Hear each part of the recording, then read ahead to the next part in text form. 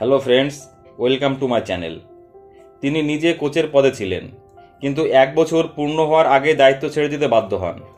অনেকেই মনে করেন এই সিদ্ধান্তের পিছনে হাত রয়েছে বিরাট কোহলির। এহেন অনিল কুম্বলে সতর্ক করে দিলেন ভারতের হবু কোচ গৌতম গম্ভীরকে। বিশ্বকাপের পর ভারতের কোচ হওয়া প্রায় নিশ্চিত গম্ভীরের। তিনি নিজেও সে ব্যাপারে ইচ্ছা প্রকাশ করেছেন, বোর্ডও তাকেই চাইছে। সেই প্রসঙ্গে কুম্বলের মন্তব্য, ওকে সময় দিতে হবে।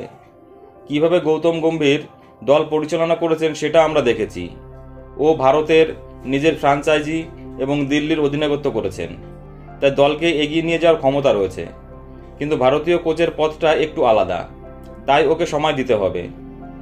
যদি ও কাজটা নেয় তাহলে এখনকার দল নয়, ভারতীয় ক্রিকেটের ভবিষ্যৎ প্রজন্ম খুঁজে বার করতে হবে ওকে।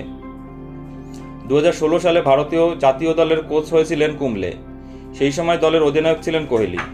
তার সঙ্গে কুম্বলের বনিবনা কোনোদিনই ছিল না। দলের মধ্যে ভাঙনের খবর প্রায়শই প্রকাশ আসছিল। কুম্বলের সঙ্গে কোহলির মতানৈক্য ধীরে ধীরে স্পষ্ট হতে থাকে।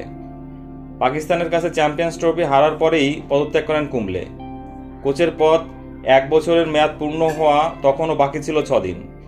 এরপর কোহলির সঙ্গে তার বিবাদের কথা একাধিকবার তুলে ধরেছেন কুম্বলে। বন্ধুরা, তোমরা কারা কারা গৌতম গম্ভীরকে ভারতীয় জাতীয় দলের কোচ হিসেবে দেখতে চাও, প্লিজ কমেন্টস করে জানাবে। আর আমার চ্যানেলটা ভালো লাগলে অবশ্যই লাইক, কমেন্টস এবং শেয়ার করে দিও বন্ধুরা, এবং চ্যানেলটি সাবস্ক্রাইব করে দিও। সকলে ভালো থেকো, ধন্যবাদ।